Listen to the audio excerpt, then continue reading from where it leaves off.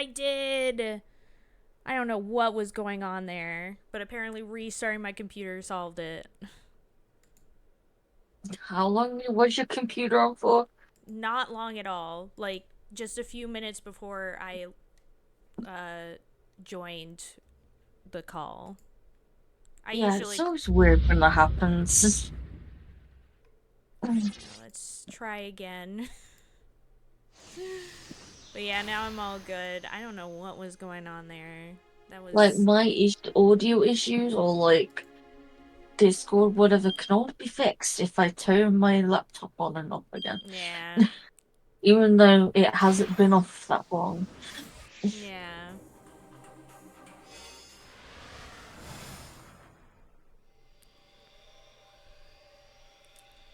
You streaming? Yeah, I'm streaming. I'm just clicking through now.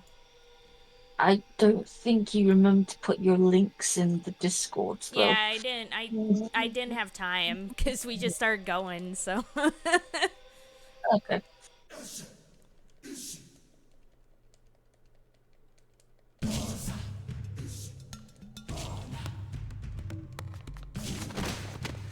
okay, blah blah blah blah. Clicking through because I couldn't remember how to save, so I was like, eh. That's okay. I feel the panic.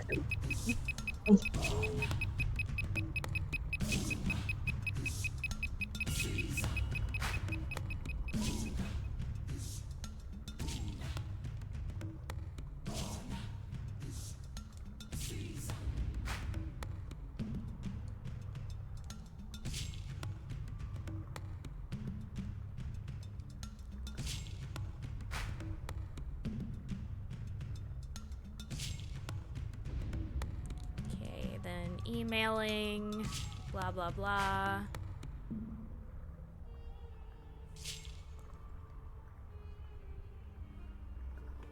Okay, She began finally. stalking down or up the stairs. He said he'd gone to check on something at the lab, despite the fact that he was out in the yard there fiddling with his phone the whole time. So I figured if I bugged him, he might show his true colors and. Enough. Sal cut his wife off. Tanaka had been emailing Hitomi, of course, but he couldn't reveal that now.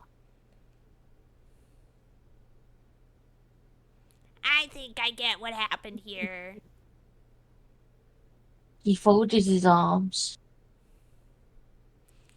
Your wife thought that Mr. Tanaka was in contact with the kidnappers. He is, though. For once, I'm on Aya's side here. She was right about this one. And so she planted a listening device on him. The detective peered at Tanaka. Who were you emailing, sir? Yes, that's right. Show us your phone, Mr. Tanaka. Let's see what you were really up to. Or is there some reason you don't want to show us? Sal was starting to panic. The police checked that cell phone. They'd find emails from Hitomi. And if the kidnappers somehow found out about that, Maria's life would be in danger. But I was still relentlessly advancing on Tanaka. I stop this. Darling? She turned to him in surprise. Tanaka was sending emails on my behalf.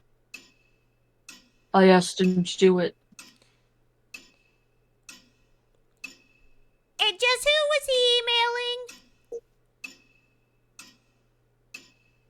emailing? It was.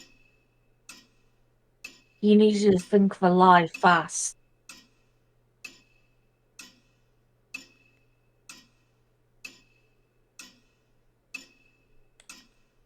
Uh,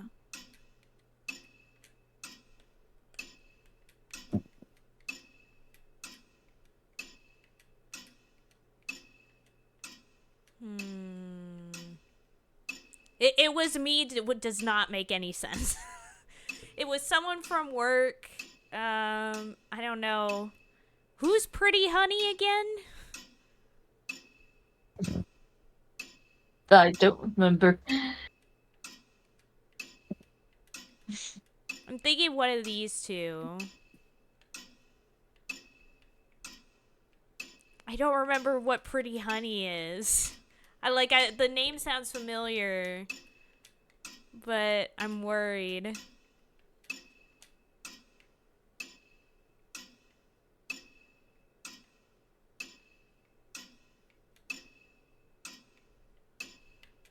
Also, Just pick one and we can always come back to it. We don't have time for you to have decision paralysis right now. I always. I know you do. That's why I said we don't have time for it. It was pretty, honey. The room went silent. Pretty. Wait, what did you say? How'd you were asked after a long, awkward moment. Honey, Osawa replied meekly. My apologies. I didn't quite catch that. One more time.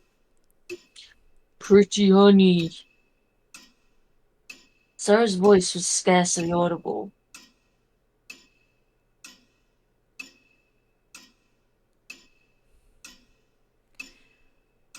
Pretty honey, who's that? Osawa felt his cheeks burning. Of all the names he might have chose, why had he picked that one? Who is it, sir? He regarded Osawa's face keenly. A personal associate of mine. You wouldn't know them. And my uncle's from Nintendo. I have a girlfriend, another girlfriend in Canada. But why ask Tanaka to send the messages? Don't you have a computer in your study? Couldn't you have sent the emails yourself? My computer's having problems sending email. I'm not sure what the issue was. Look, the point is, there's no reason to worry about Tanaka's emails. No, I assume we're done here. I need Tanaka to run some errands for me. Nah, I bet if we watched this, first, before I did the whole, Maria thing, this might have convinced me that maybe I was wrong about Tanaka. But because I saw what happens in his thing, I know that I was never wrong. I was right the whole time. With that, Osawa opened the front door. Tanaka gave him a quick bow and headed out the door. Hey, wait!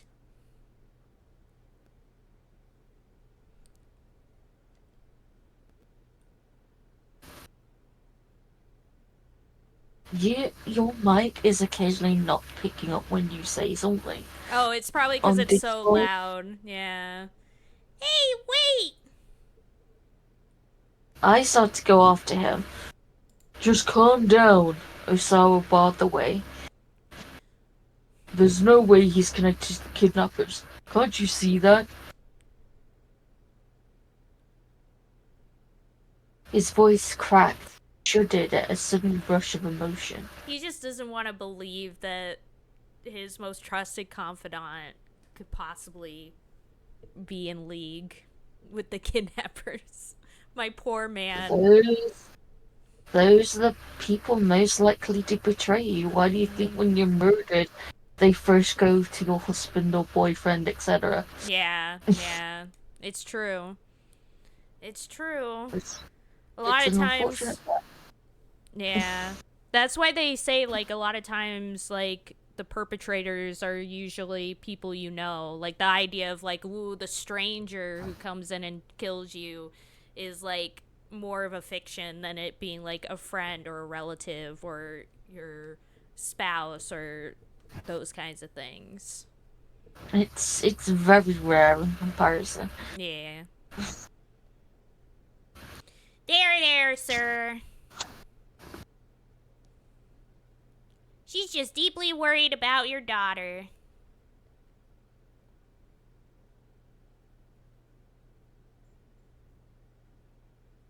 I turned around and marched back upstairs.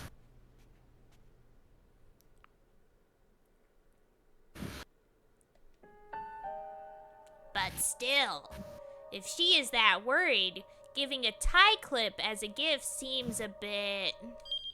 Oh, wait, no. Which button was it? No, it's not that. Which button was it? What? Wait, no, that should have been the button. What the heck? Is my thing not working properly again? Did you not do the controller thing because you reset the computer? I guess I didn't plug it and replug it back in.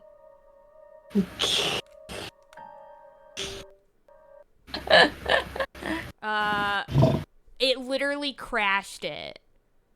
Whoop. Me doing that literally crashed the game. Like, me unplugging and replugging my controller broke it. I'm not even joking. SMH. What the heck? That's insane.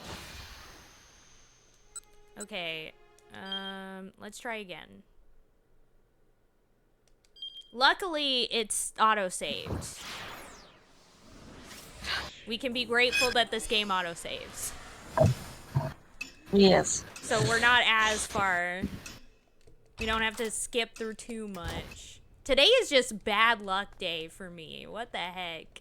Yep.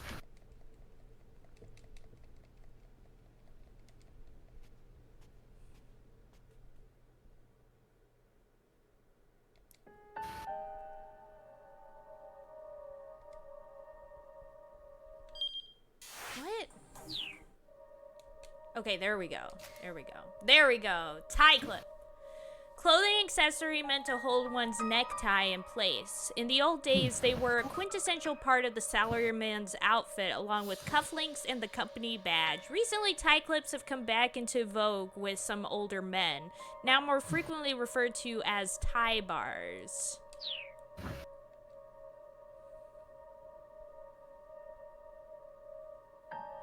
Kajiwara's muttering trailed off. What do you mean? Ah, nothing. Not important. The detective waved a hand dismissively. There had been a definitive note of suspicion in his voice.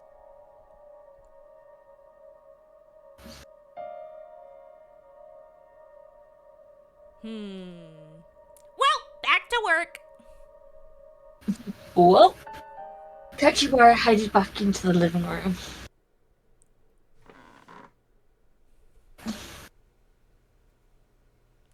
Osaru returned to his study and sat in front of his computer. He had no desire to be in the presence of detectives who now crowded his living room. The Ayakimiki fan forum for people 14 over was still open on his monitor.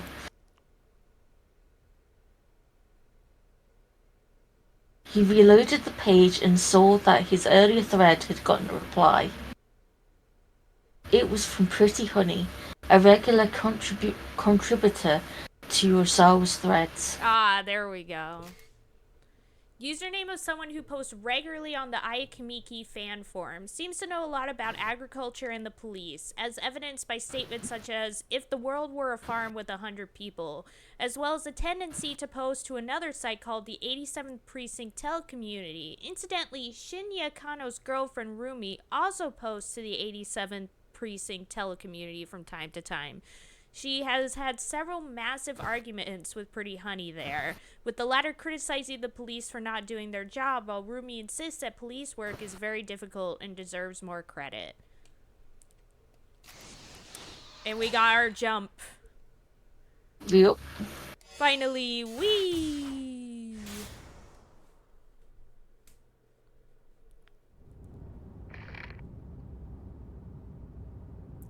Kuze's voice came in over the wireless as the car came out onto Meijidori. We've identified the owner of the condominium! It's Mamoru Tanaka! He's a colleague of Kenji Osawa. Yeah,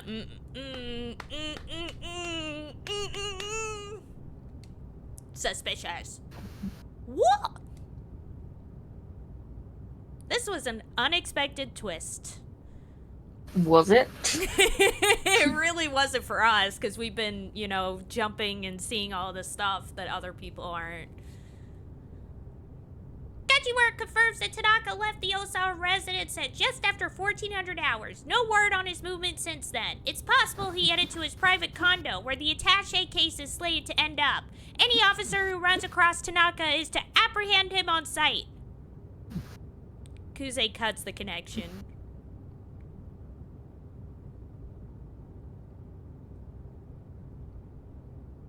This mastermind you've been chasing, is it Tanaka?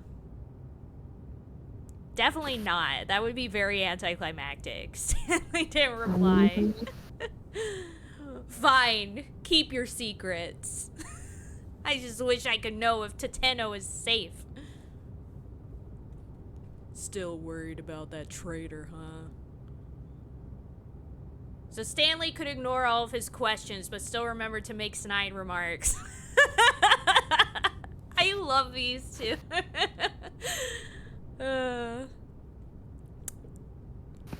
Talking about Tateno's the only thing that gets a reaction out of you, isn't it?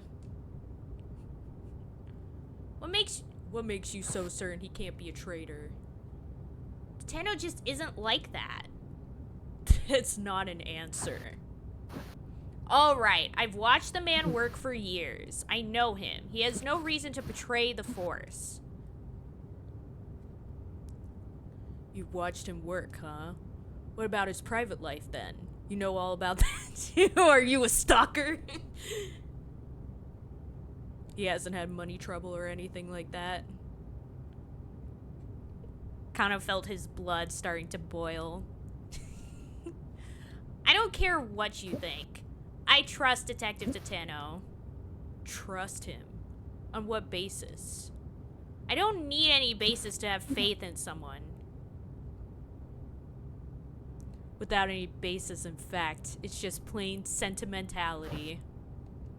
There's no reason or logic to it. A thin smile came to his face. Be they friends or family, you can never really know other people. The only person you can trust is yourself. Wow, look at this emo guy here. Right? I love him. Kinda had no response for such an emotionless statement. He looked away. He and Stanley were just plain incompatible. I don't know about that. You guys are already acting like an old married couple here. It seemed like no amount of talking would let them get through to one another. Never take anything at face value, Kano. You start trusting too much, you're basically as good as dead. Kano just stared out the window. He's sulking.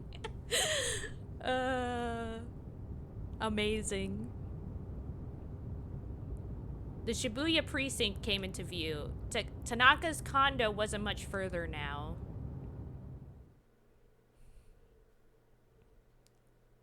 They were outside Tanaka's condo now. I'm guessing we're gonna freaking die again.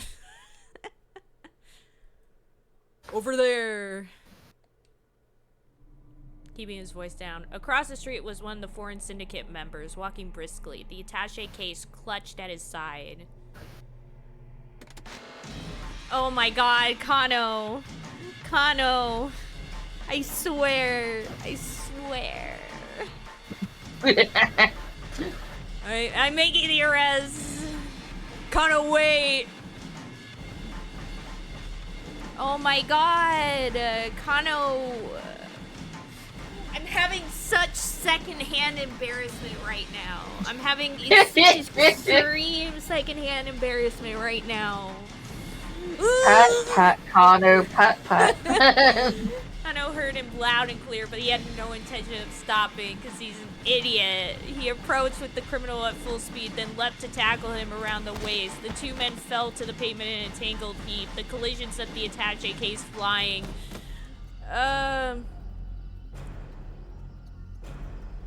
Kano's eyes tracked the case for a moment too long. He was caught off guard when the man threw a punch at him. Whoa. Yo, he got clocked.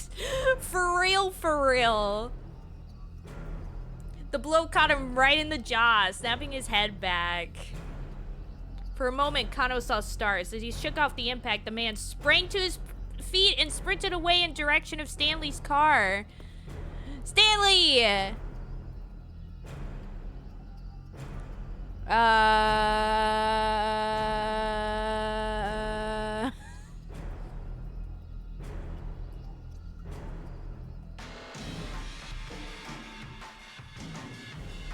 mean, why would we need the case? We don't need the case. Like, a case is not even that important.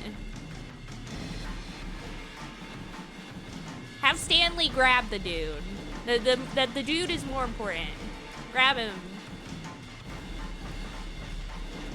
What? Okay, so never mind, it didn't matter. But Stanley ignored the man and instead went for the attaché case. Oh, come on, really?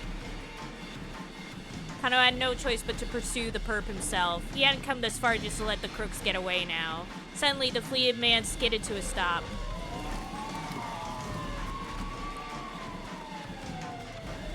Several cars had pulled across the road ahead and detectives were pouring out of them.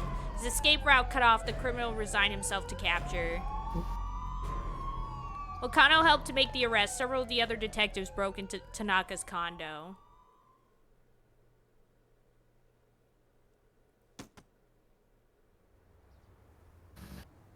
Stanley, meanwhile, was carefully inspecting the interior of the attaché case.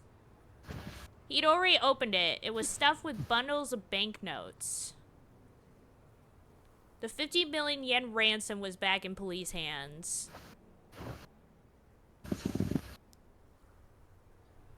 This is a decoy, the American muttered under his breath. I wonder where... His words trailed off, but Kano had heard them. What did you expect? Samples of that new drug in there? As usual, Stanley gave no reply. The look on his face, however, told Kano he'd been right on the mark. See, you guys are getting along so well. You can read each other's minds. Right? Some of the backup team emerged from Tanaka's condo. Kano turned to them, feeling a sudden surge of anxiety for Maria. What's the situation in there? They told him that they'd found no one in Tanaka's room, so the hostage status remained unknown, and the main culprit had evaded capture. This case had been solved. In fact, it was still unfolding in the worst way conceivable. And still, Stanley remained focused on the attaché case, pondering it with a thoughtful expression. Look, I'm going to request that I be returned to my normal duties. Maria still needs to be rescued, and I still need to find out what happened to Hitomi and Detective Tateno. For once, Stanley actually responded. Hitomi? Yes! That's it! It makes perfect sense that they'd have her carry it.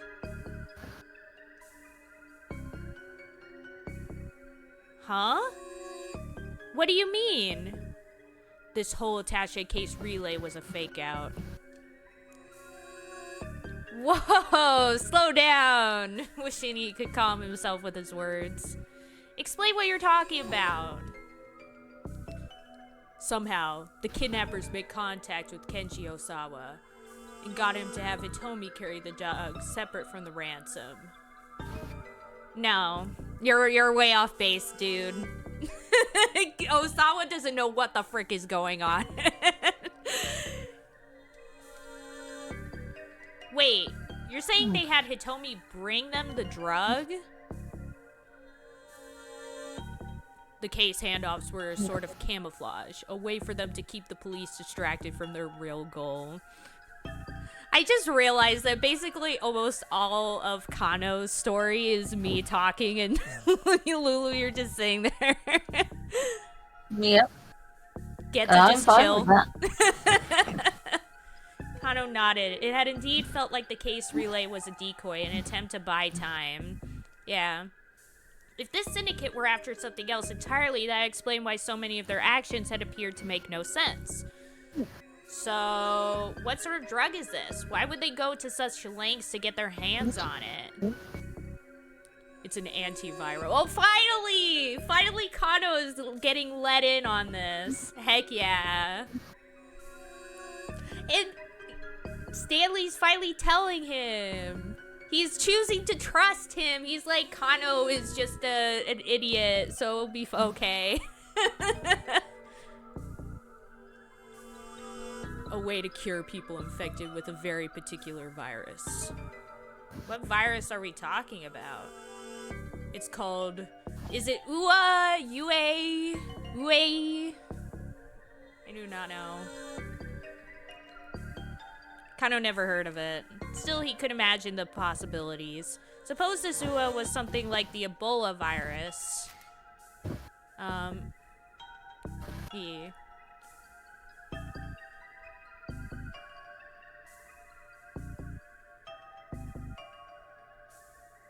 Sorry, I was counting. No. Discovered in Sudan in 1976, infection causes Ebola hemorrhagic fever, resulting in a high fever and massive bleeding throughout the body. At present, there is no vaccine to prevent infection, nor any drug to cure the disease after it manifests. Which I don't think is true anymore. I think now there is a Ebola vaccine, I thought. Yeah. Because I think I've taken it. Maybe. Yeah, there is one, yeah. Yeah. But yeah, Ebola is like really scary to me because they get big. Like the worm virus things can get pretty big. To the point where it's like you can see it. You can see it and it's scary. Or perhaps HIV. Human immunodeficiency virus. HIV destroys the cells that are essential for regulating cell-mediated immunity, considerably reducing immune response. This effect can result in infections that would ordinarily be fought off, easily developing into serious illnesses.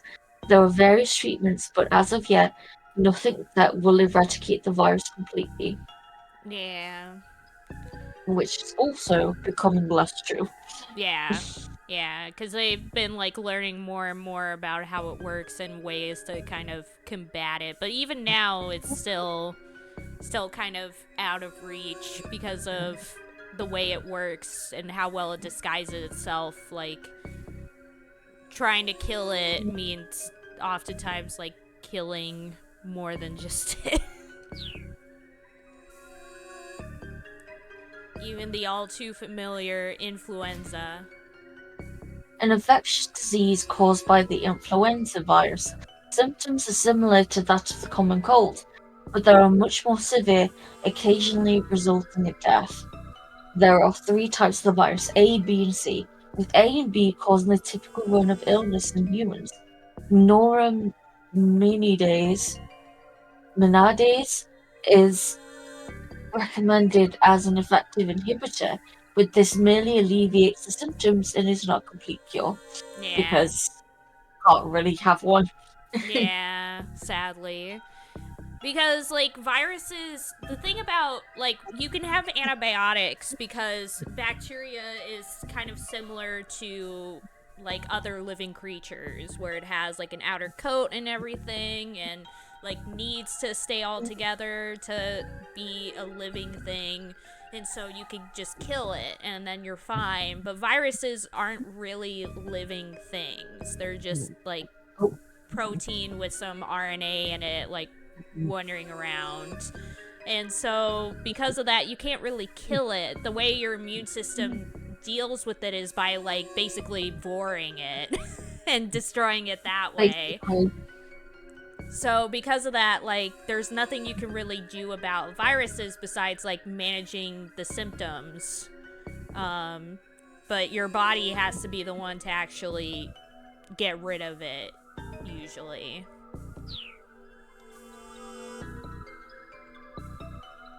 There were medicines that could treat all of those diseases, but nothing that could cure them completely, yeah.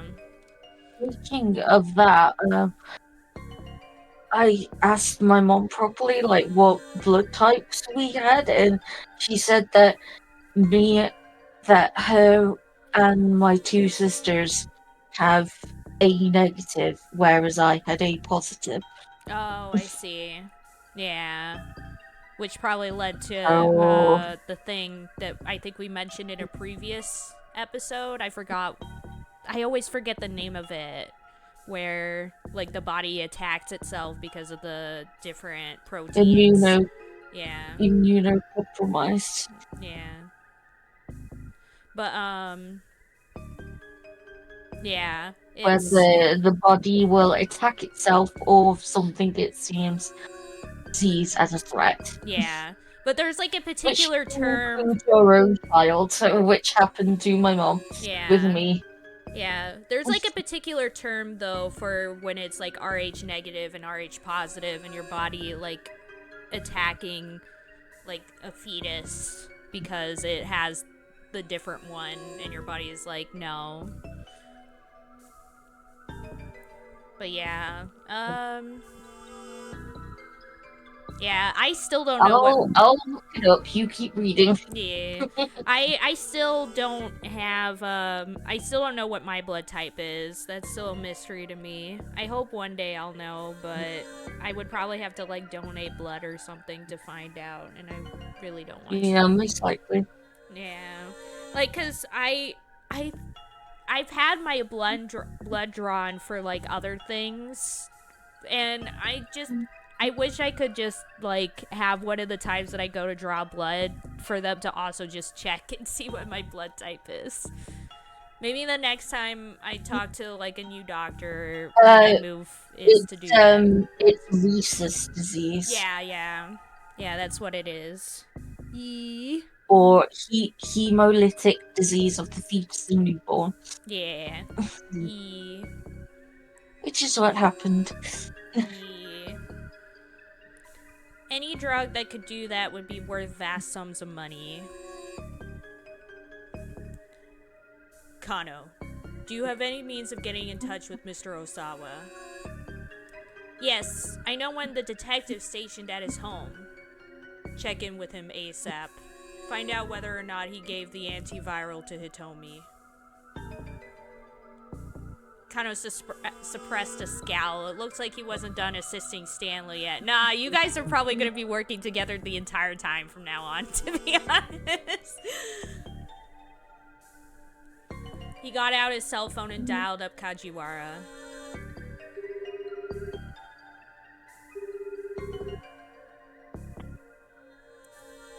Kajiwara picked up promptly. Kano? What's going on? Could I speak with Mr. Osawa? I suppose that'd be alright. What for, though? There's something I need him to confirm for me. It's an emergency. Alright. Just make sure not to tell him anything about the investigation. Sure thing.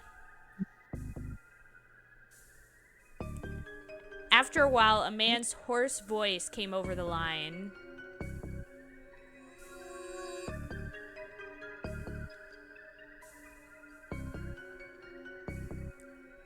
Osawa speaking. Can I help you?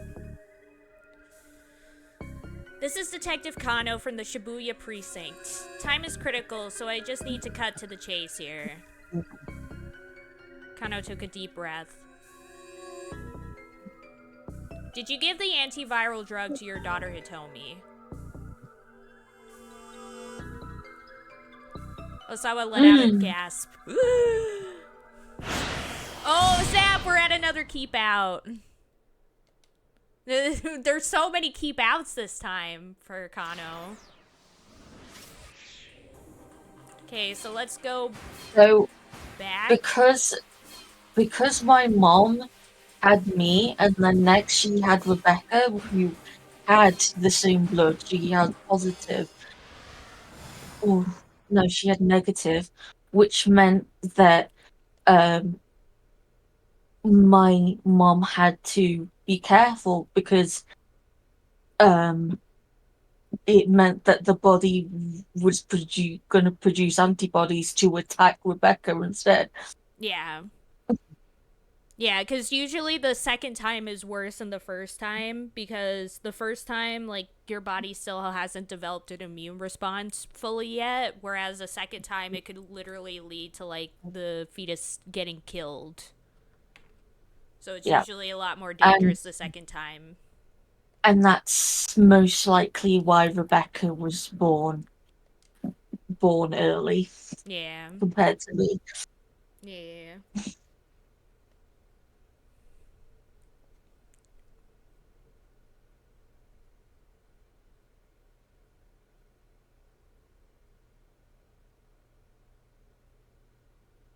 I'm opposed to the idea of Ayakimiki expanding into America. She should be able to enjoy the success she's earned in Japan without having to struggle overseas. Aya's done so much for us, I'd like her to keep supporting Japan forever. Or you can let her expand if she wants to. It's Yeah. not up to you. Yeah. Fans The always. message was, yeah,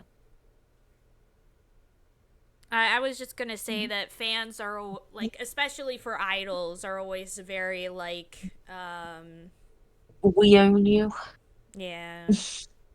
Like, We make you money, therefore we own you. It's a very Karen mentality. yeah, exactly. That's why there's so many problems, and, like, especially in K-pop right now, of, like, fans going too far and, like, stalking them at their homes and, like, ambushing them at places and, ruining their lives because they're not, like, perfect people, and they make their own choices and sometimes mistakes and stuff. And that's why, like, for me personally, I enjoy K-pop, but I enjoy it as, like, any other kind of music. I would never go into the full on I'm now, like, a super fan or something, cuz these people deserve their own lives outside of all of that.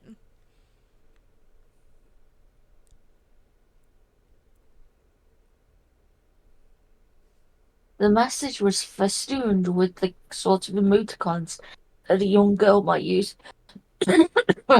Pretty Honey claimed to be a 19-year-old female college student. Then why are you in the over Yeah. 40s? Although the community was meant for Ike and Miki fans 14 over, the settings allowed anyone to post there, for fuck's sake. Yeah, I'm betting Pretty Honey is just actually a guy 40 and over but is pretending to be a 19-year-old female college student. Could be.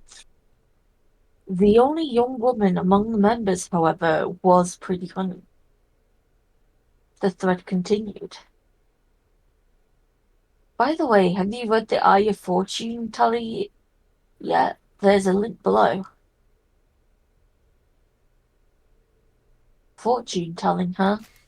The practice of determining a person's future luck or life events using cards, horoscopes, and or other methods of divination. Most people believe such prognostication when it foretells something good and don't believe it when the outlook is bad. That's about as much faith in fortune telling as someone should have.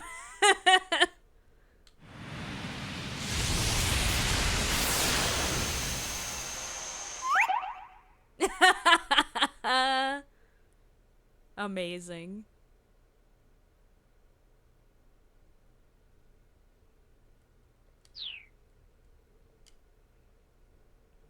Osawa stared. Should he ask it whether Maria was safe? If it gave him a good answer, he'd believe it. If it's a bad answer, he wouldn't. That's a good idea. It might be worth a shot, just for the peace of mind it would bring.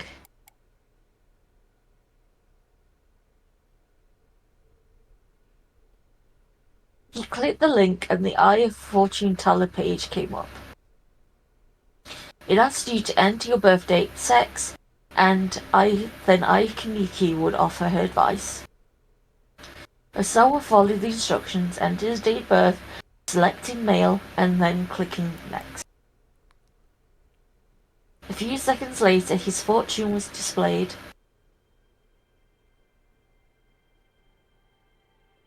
You're a very work-minded person.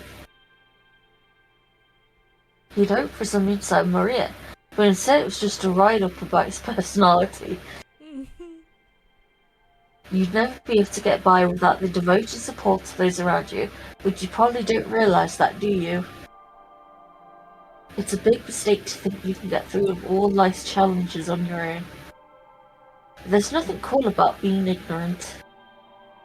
If you don't get over your indifference to the world might start to harbour quite a grudge. Find a way to connect more deeply to the people around you, start living a better life before it's too late. Just do that and you're sure to have a wonderful future ahead. Those people who got your result, Shinosuke Owara, playwright. The head of the Wandering Angels theater troupe. He has an interview appointment with Minoru Minorikawa at 2:30 this afternoon.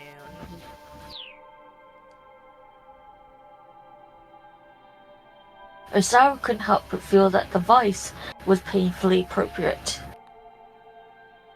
He went back to the forum and replied to Pretty Honey.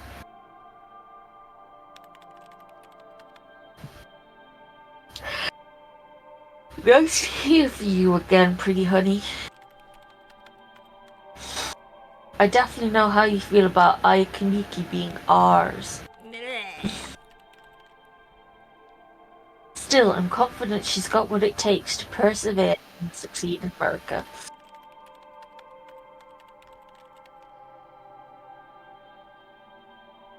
And if she does fail, well, all of us in Japan will be here to welcome her back all the same. Exactly. Yeah. Guess this voyage to America I've concocted just has me a little worked up. Osawa clicked post and leaned back in his chair.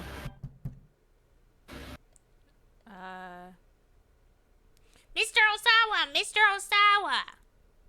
It was Kajiwara shouting from outside the door. First the toilet, then lunch. What is it now?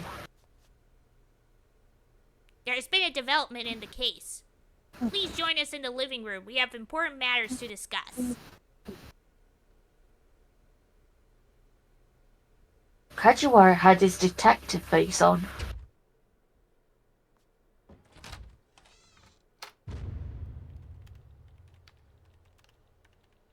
When Osawa entered the living room, I was already there looking stern and solemn. Now that you're both here, allow me to share what we know. We've identified a location that appears to be the Syndicate's hideout. You have? What about Maria? Is she there? Oh, I is about to be able to just rub it in his face, be like, guess where it is?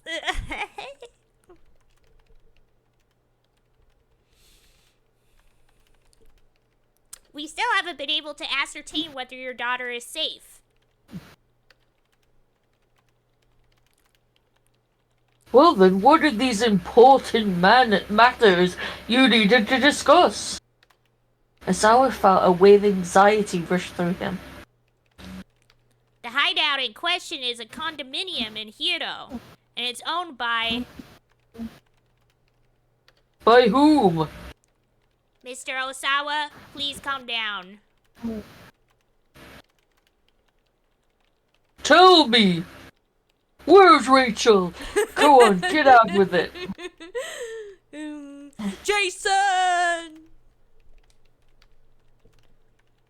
Kajiwara took a deep breath. The residence is owned by Mamoru Tanaka. Sean! Sean! Osawa was speechless. He couldn't process what he was hearing. Tanaka? Lies! Just what are you implying? That Mr. Tanaka is the kidnapper? Where's your proof?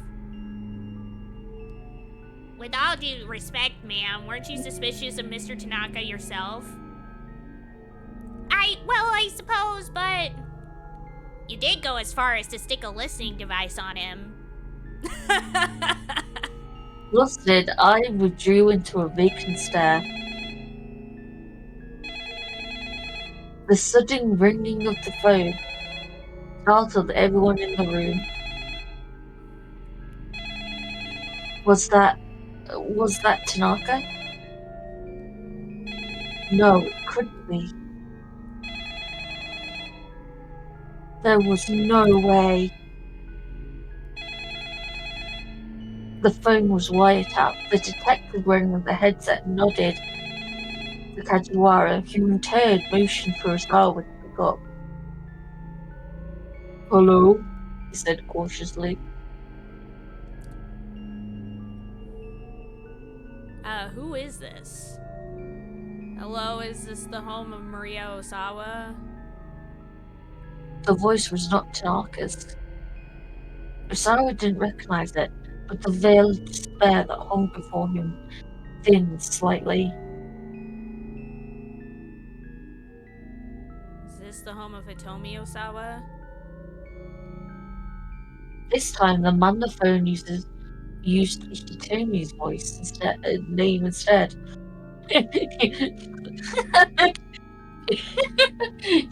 Is this the name of Hitomi Osawa? Yeah. Yes, that's right.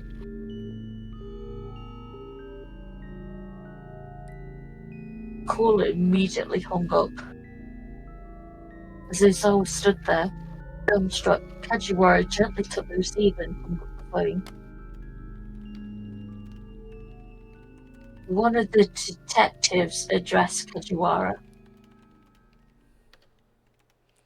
We've traced the source of the call to a cell phone. Also, we've pinpointed the base station used. Inform Director Kuze so he can prepare a team just in case. Just in case? What do you mean by that? Kajiwara frowned slightly. Just because this is a kidnapping case doesn't mean that every phone call comes from the kidnapper. We'll look into it, of course, but... I see. Besides, right now, confirming Mr. Tanaka's whereabouts takes priority. Don't you agree? Osawa nodded. Someone should call him. I'll do it. Oh, wait, no. I'll do it! I got out a cell phone and dialed up Tanaka. Thought it was just one of the random detectives calling. Where was Mr. Tanaka headed? He eyed Osawa keenly. I don't remember. Where did we send him? Did we send him anywhere? It's been way too long. I don't remember what we were talking about with him.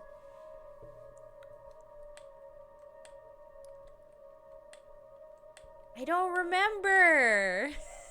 This is unfair. It's been too long. Because otherwise I would tell him the truth, but I don't actually know what the truth is. Did we send him to work?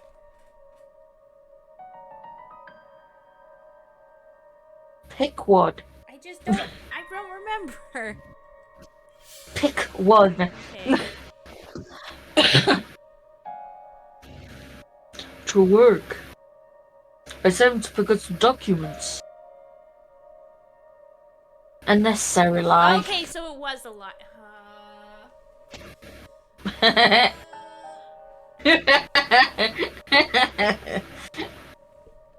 If Tanaka was behind the kidnapping, Osawa knew he ought to tell the police about the blue minivan and the emails from Hitomi. But still, He just couldn't believe that his assistant was really the culprit. No, that's not it. Always the person that's closest to you, you idiot.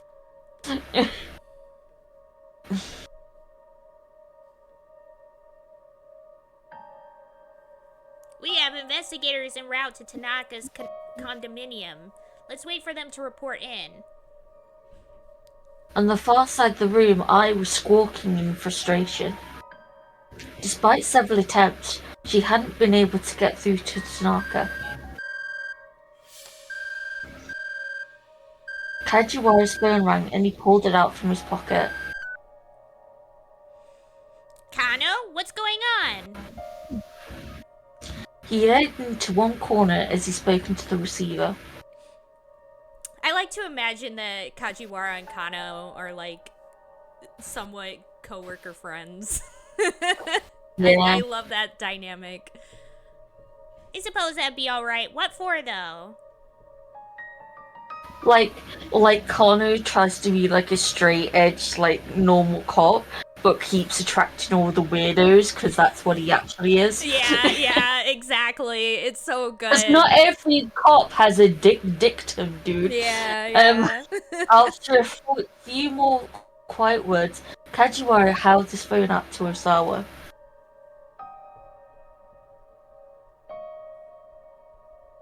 One of the investigators on the scene would like to speak with you. Frowning in the confusion, Osawa took hold of the phone. Osawa speaking. Can I help you? This is Detective Kano from with the blah blah blah. We've just read this, so.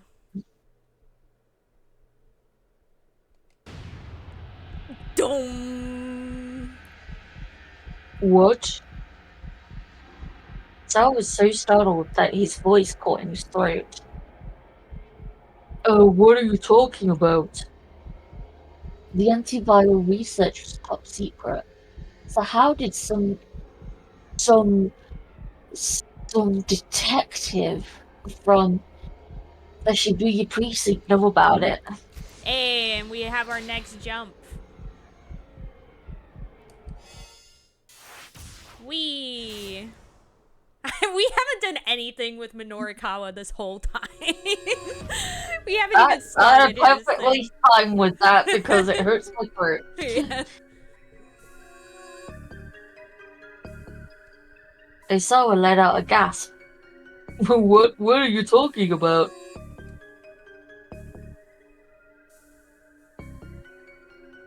I'm the one asking the questions here, Mr. Osawa. Did you give the antiviral drug to your daughter, Hitomi? I'm not sure I understand the question. Yes, you fucking do. Yeah. Osawa's voice trembled as he spoke. Kano was sure he'd hit the nail right on the coffin. The head. Yeah. I immediately, the rest of my brain, like, put the whole idiom in there. I know what the syndicate is really after, Mr. Osawa.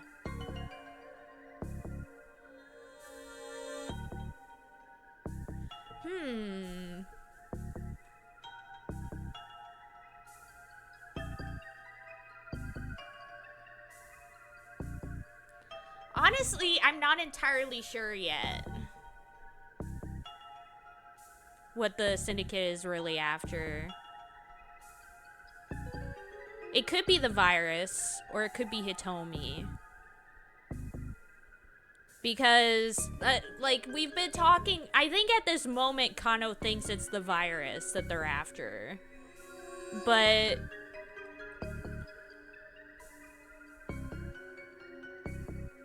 I think that they're really after Hitomi.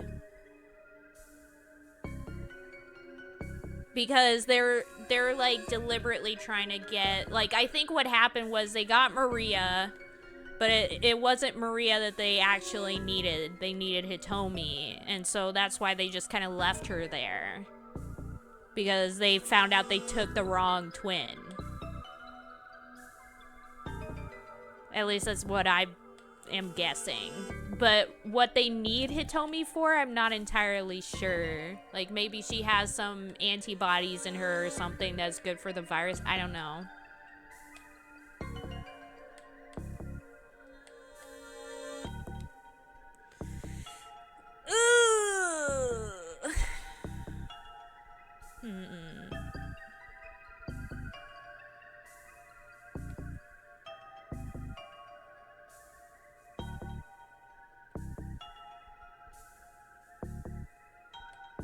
I think it's Hitomi.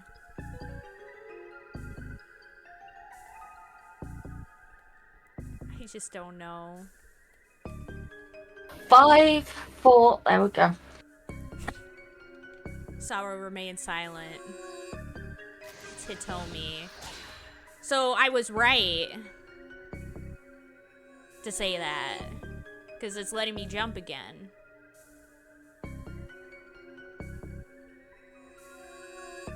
But there wasn't a keep out. Do I need to jump?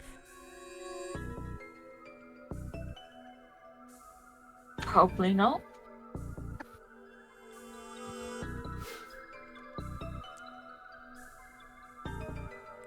Mr. Osawa, is everything alright? The line went dead. Guess that answers that well enough, Kano said as he put away his phone. Now it was clear why the criminals were after Hitomi. He saw an uneasy look on Stanley's face. Something on your mind? Stanley responded with a question of his own.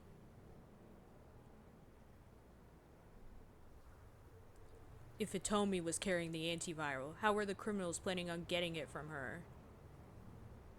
Kano thought for a moment. Well, taking her by force at the Scramble posed too high a risk. There were nearly 100 detectives there, and they must have guessed there would be. That's why they devised the attaché case relay. They wanted to abduct Hitomi somewhere away from the Dragnet's notice. This was the plan that all the signs seemed to suggest. Oh, look at Kano! Look at him putting the pieces together. We love to see it. His brain-sicles. Yeah, he has some brain cells. Let's go. But still, I wonder how they managed to lead her away from police protection. A look of revelation crossed Stanley's face. All they'd need to do was convince her to go of her own accord. But how? And then it came to him. He thought back to Hitomi's initial contact with Tariq al-Karawan. Just before he'd taken the attaché case from her, the two had a brief conversation. It was possible al-Karawan had given Hitomi some form of instructions then.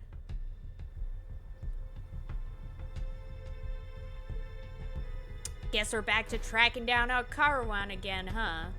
Kano could tell from the look on Stanley's eyes that he was on the verge of saying something. Probably some remark about how Tateno had allowed al-Karawan to run free. Right now, Kano wasn't going to argue the point. After this case was resolved, he'd discover what Tateno's real motives were. And once he did, Stanley would eat his words. In the meantime, we can't just wandering around looking without any leads. Until we get more intel, let's see what we can do with the security cameras back at the precinct.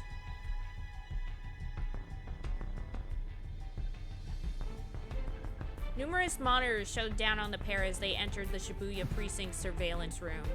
Each showed an array of faces of individuals somewhere in Shibuya. Kano asked one of the operators to pull up al-Karawan's data on the screen. By selecting each of the faces on the monitors in turn, they could run comparisons to determine if anyone among them was al-Karawan. One by one, the operator made his way through the faces. Assuming their target was still in Shibuya, there was a high likelihood they'd find him. But the minutes ticked past and there was still no sign of him. Kano's tone grew more and more impatient as he directed the operator's search. Just calm down. He set a hand on Kano's shoulder. You keep wasting your energy when you don't need to. That's just how I do things. I'm energetic because I care. He pointed out another face on the monitor. Well, you're setting yourself up for a short life. Live fast, die young, baby! Mm-hmm. With a sigh, Stanley sank into a nearby chair. My brother was like you. The American spoke so quietly that his words were barely audible. 10 minutes later, A man clad in black appeared on one of the monitors. The operator lined up his cursor. The comparison check confirmed that it was Al Karawan. Yes! Pumping his fist. Let's go! Yatta! Yatta! It appeared that their query was simply walking around town, calm and composed. Kano radioed in Al Karawan's location to Kuze. All units! Intercept the suspect on the double. Kano will provide guidance using the surveillance monitors. They all saw Al Karawan stop in front of a cigarette vending machine. Was he waiting for someone? Sasayama reported... Oh, wait. No, you were Sasayama. Yeah. Sasayama reporting. I've got eyes on the mutt. Mutt perpetrator hooked to put someone in cuffs. Dipper pickpocket. Once outstanding warrants. Hang paper to write multiple citations. And other such traditional police jargon.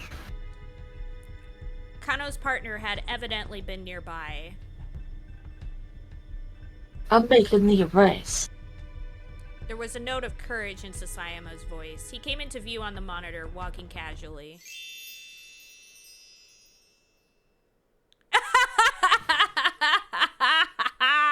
He got Maria's suit. Yee. At some point, he ditched his anime-eyed costume for a cat mascot suit. Oh no. That getup's going to make Sasayama stand out like a sore thumb. Shoot, the mud spotted me. I'm going in pursuit. Sasayama slipped out of the camera's view.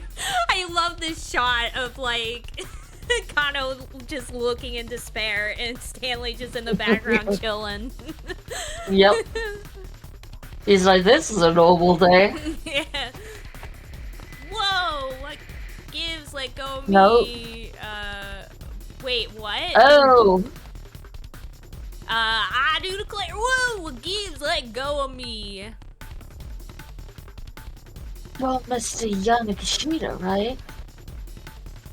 Look, I'm sorry, but I really do need you to return that costume. Oh wait, no.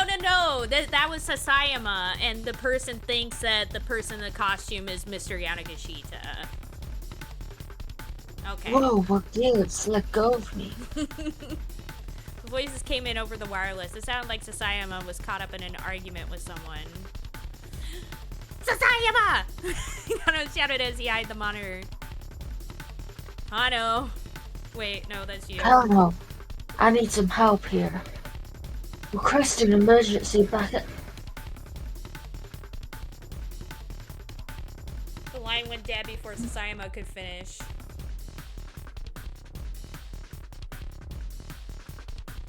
Kano didn't have the faintest idea what was going on, but obviously his partner needed him. He rushed out of the precinct.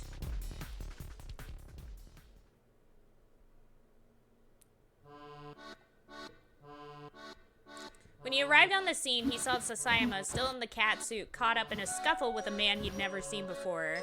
There was no sign of Al Karawan. Sasayama, what's going on? It's an excellent question. This guy just came at me out of nowhere.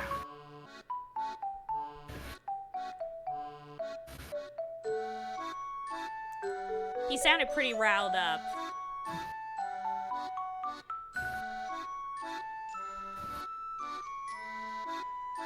Sir, I need you to return this costume. My boss was very insistent on that point. The man was panting with exertion, shouting in Sasayama's face. Was he the owner of the suit? What's the deal with that thing, Sasayama? I bought it on a variety store and sent a guy. Figured it'd be a perfect disguise. I didn't steal anything.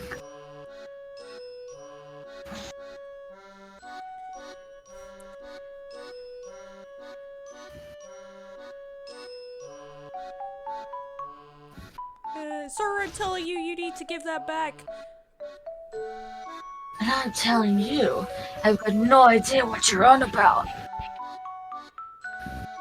Sasayama stamped his foot.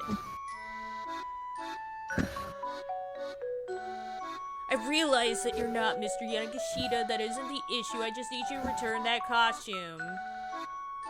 Alright, sure. I'll give it to you. I just need a little longer, so let go of me. I can't do that, sir. I need you to get out of that suit right now. Yeah, I get that, buddy. But no can do. It's like I told you before. The zipper on this thing snagged. He's coded it too. Oh my gosh, that suit is cursed. Nope. Kind of watched as the argument descended further and further into absurdity. Meanwhile, Arkawan was getting away. This was ridiculous. He turned to go in pursuit of the suspect. Oh, no, wait. Come on. Help me out, man. Huh? Help me get this thing off. Now really isn't the time for this. I'm going after the suspect. Don't get it. You're gonna ditch me here so you can take all the credit for yourself. Whoa, what? I was this close to nabbing the guy. You really weren't. That arrest is mine to make. And you know it. It wasn't as though Kano couldn't empathize. If Sasayama hadn't been blindsided by this random stranger, he probably would have caught Alcarawan just fine. Alright then. He reached for the zipper at the back of the catsuit. But as Sasayama had said, the metal fittings were snagged and refused to budge. Hurry up. I'm trying! There wasn't time to do this slowly and carefully. Kano yanked on the zipper hard.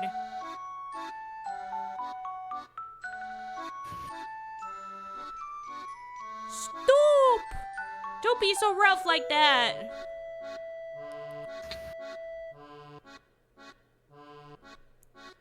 But if I don't, I'll never. You mustn't! If you aren't careful, you'll cause a malfunction!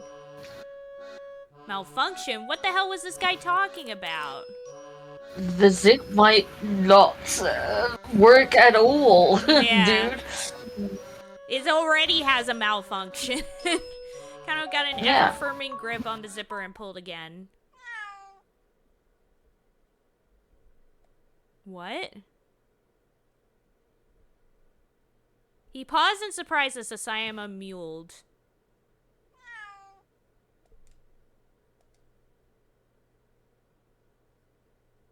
Again, Sasayama let out a little cry. Except it didn't sound like Sasayama's voice at all.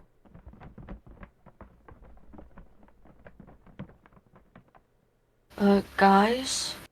There's someone making a rumbling noise inside this thing. He sounded pretty alarmed.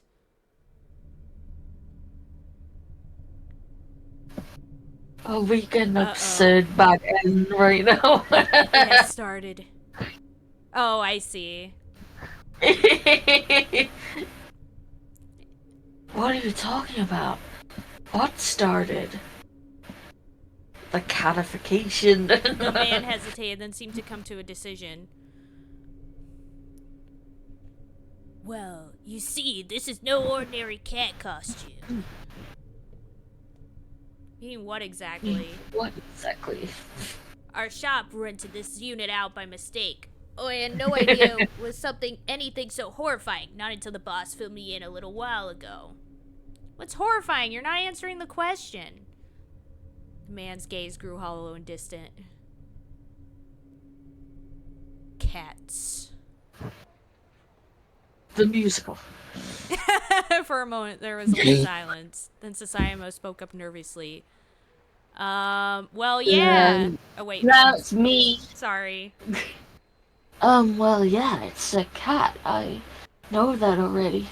No, you're not listening. This is a cat's. Like I said, I already know it's a cat. Anyone could see that from just looking at it. No, Not a cat. Cats. Costumer's transmission system, developed by Far East Costume Rentals high-tech department. There was an official corporate notice stating, "This is just a prototype and potentially dangerous, so do not lend it out under any circumstances," but it was accidentally rented by mistake. We're learning the lore of why this suit is causing so many problems. It was Five Nights at Freddy's before Five Nights at Freddy's. Heck yeah.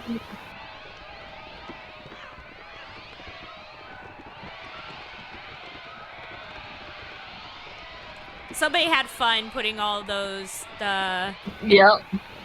voice clips together.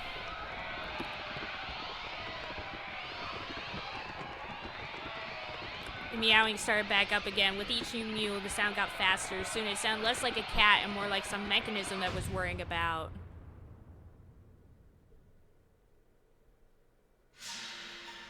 There was a sudden, fierce, blinding flash. Space itself began to warp in a roughly 3-meter radius around Sasayama and his costume. Oh my god. What the heck? A moment later, Kano and the others had vanished. Oh shit.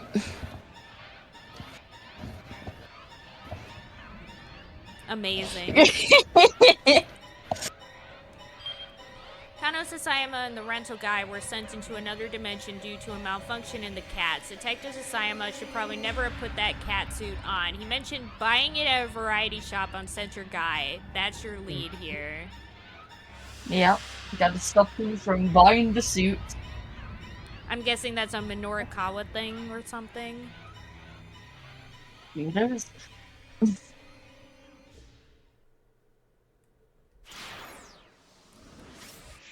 Okay, I'm going back to we'll have to sort that out next time. Yeah. I just want to go back to Osawa real quick and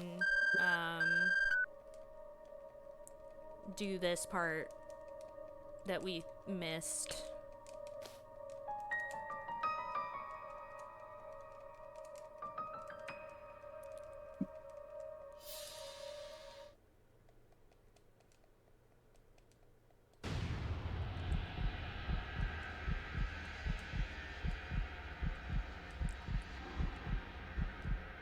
Okay.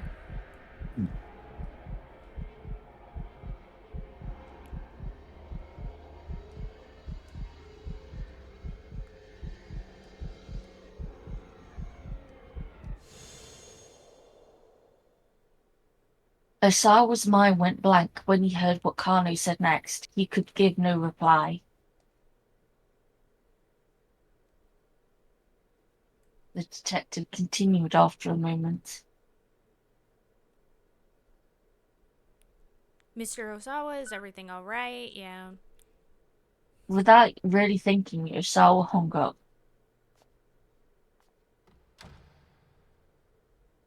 Osawa staggered out of the living room. He needed to be alone. To his surprise, Kajiwara didn't try to stop him.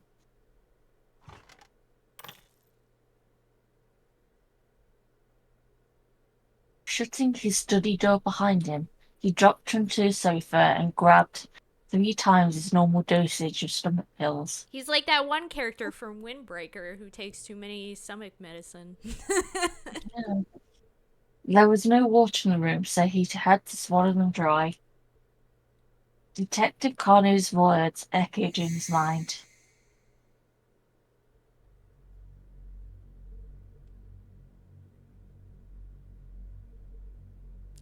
Yeah, it's Hitomi. There was only one reason they could be after Hitomi. He broke out in cold sweat as he began to understand what this kidnapping was really about. It had all started 6 days earlier.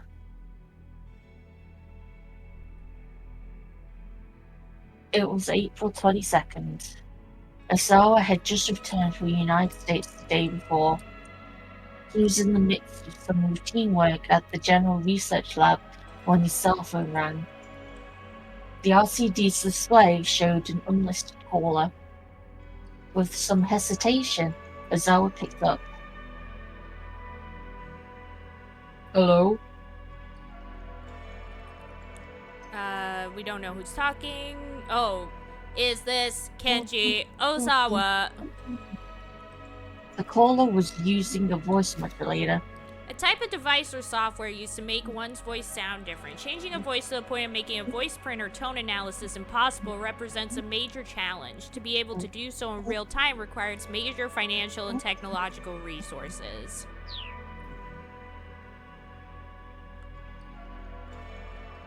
Osawa raised an eyebrow.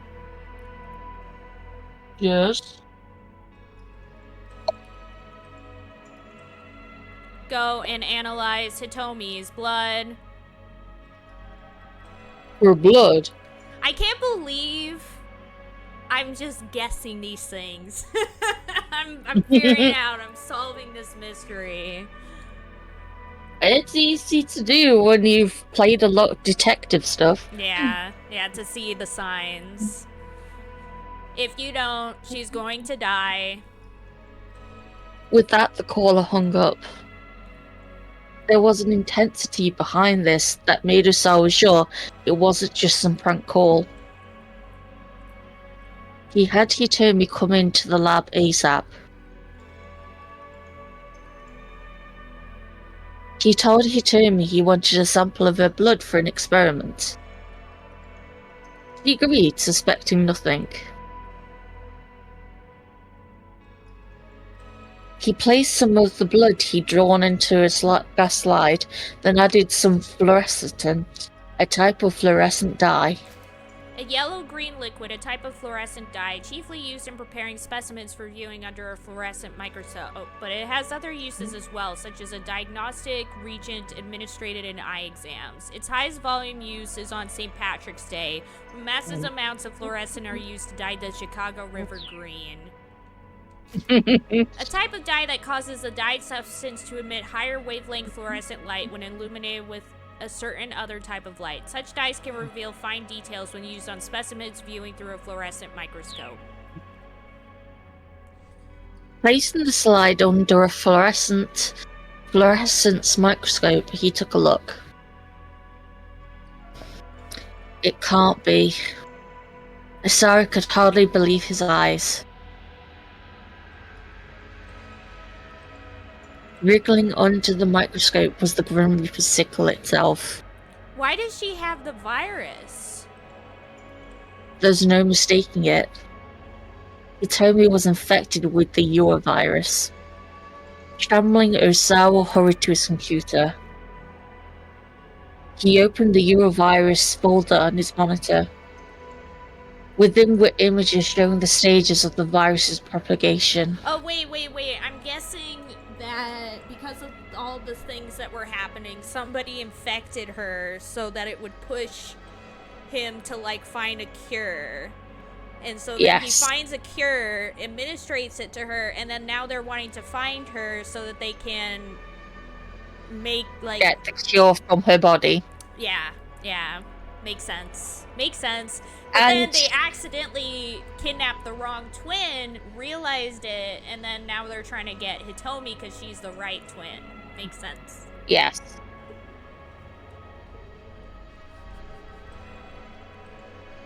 He double-clicked to magnify the first image. The Reaper's sickles were interlocked with one another. He clicked on the next image. After further propagation, the UA virus looked less like a sickle, more like a sort of insectoid larva.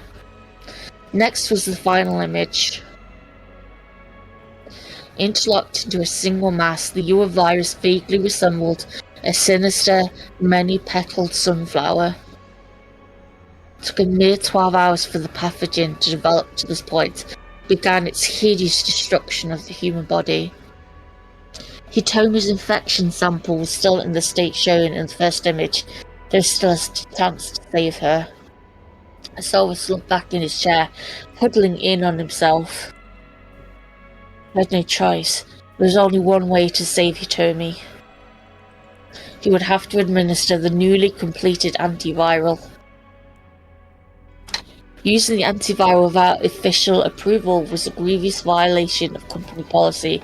Acting against company rules and regulations, Okoshi Pharmaceutical prohibits leaking work-related information to outsiders. In the case of a major violation, not only can the violator be fired, but the company may also seek indemnities. Still, Osawa didn't have time to get the higher-ups to approve a clinical trial. He might be punished severely for it, but this was the only option. His daughter's life was at stake. But there was also another, even bigger hurdle in his way. The antiviral drug was stored in the deepest recesses of the biochemical research building. A high-intensity X-ray scanner was set up at the entrance to the storage area. This made it impossible for him to take research materials out. A type of radiation, also referred to as I don't know how to pronounce that, Roentgen rays, with a shorter wavelength than UV light but a longer wavelength than gamma rays. Because X-rays can penetrate many objects with little absorption or scattering, they can be used to create images of internal structure. Hospitals, for example, use X-ray technology to examine the insides of patients' bodies, while security personnel use it to scan luggage at airports and to search for bombs. Well, if he couldn't get the antiviral out there, he'd just have to bring Hitomi in. A course of action quickly took shape in his mind. First, he needed to slip out of the general research building. He would then head to the biochemical research facility and show his ID card to the guard at the front gate. Identification card. Many facilities that carry out highly classified research assign different levels of security clearance to individual researchers, and only those with suitable clearance, as indicated by their ID cards, are admitted to restricted areas. Development of more advanced technologies, such as electronic ID tags, are replacing older barcode-type entry cards. Ooh.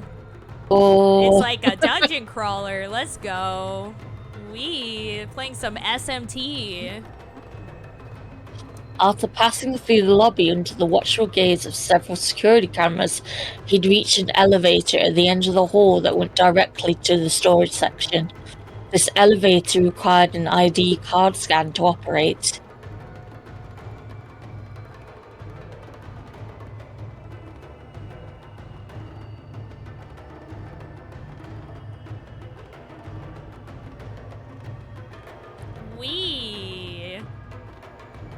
Yeah.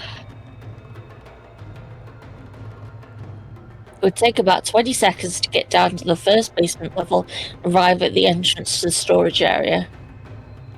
Find an excuse to get Hitomi that far ought to be doable. Security guard got suspicious, and Sarah could say it was for a top-secret hematology experiment, and the guard would probably believe him. The problem was what came after.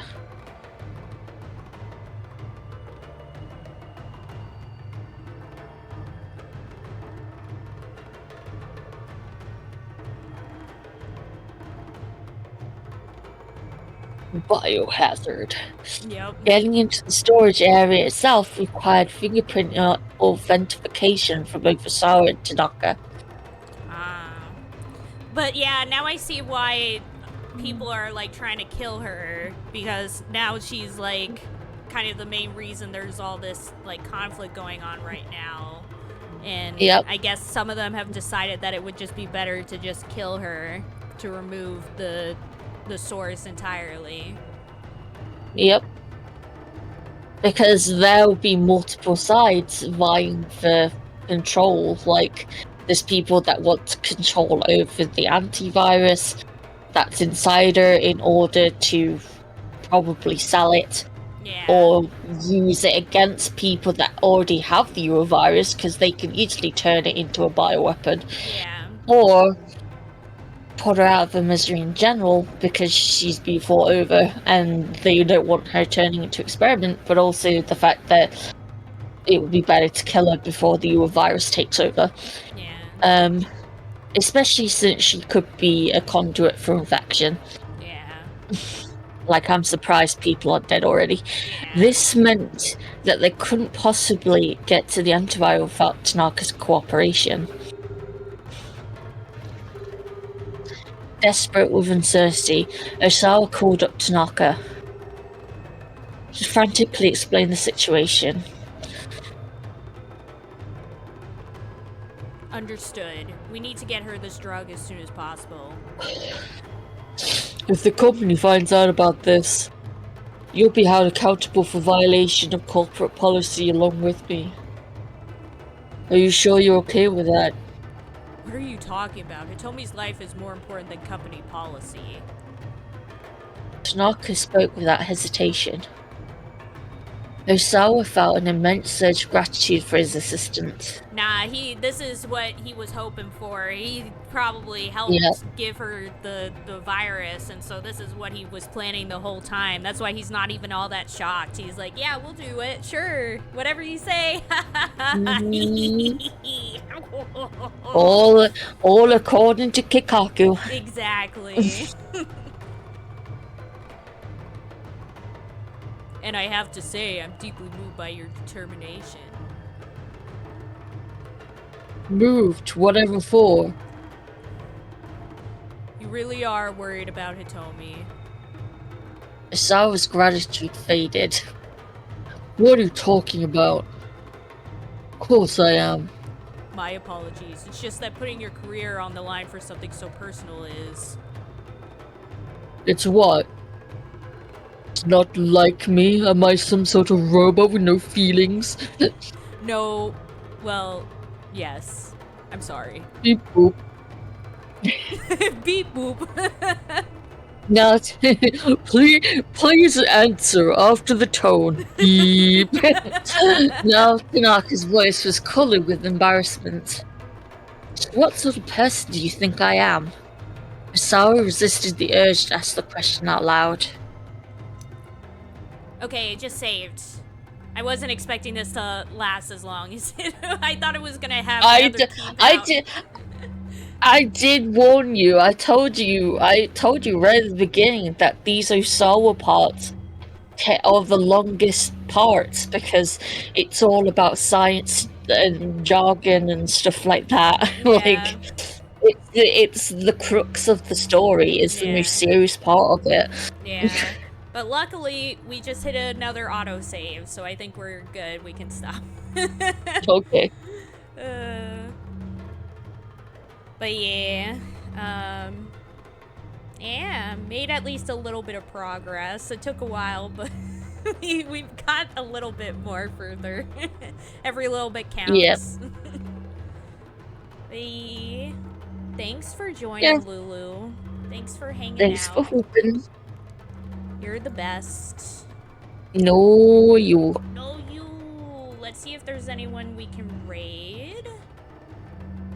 Oh, yeah! CB's is live playing Slay the Princess, a game that I do want to play, but haven't gotten around to. Hopefully someday. But yeah.